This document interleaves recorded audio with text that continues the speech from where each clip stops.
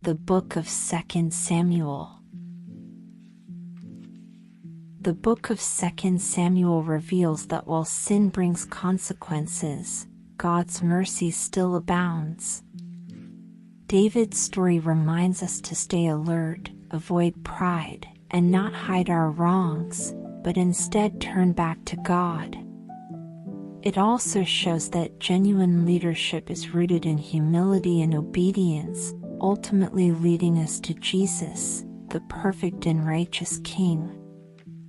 David grieves the loss of Saul and Jonathan with heartfelt sorrow, even though Saul had opposed him.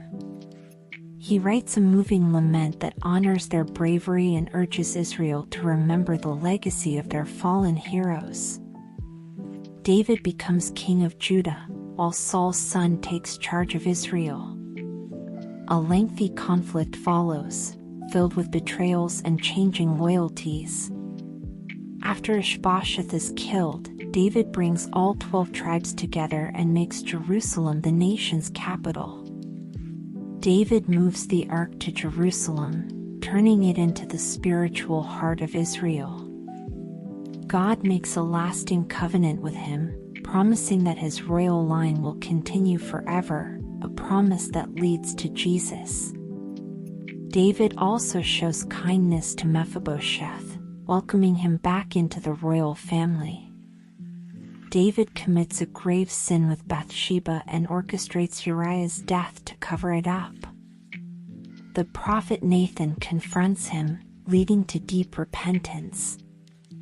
However, his sin brings devastating consequences. His family is torn apart by violence, betrayal, and loss. Absalom rises against David, takes control of Jerusalem, and drives his father into a sorrowful exile. While fleeing the battle, Absalom gets caught in a tree and is killed by Joab, going against David's command to keep him alive. Upon learning of his son's death, David is overwhelmed with grief and weeps with deep sorrow.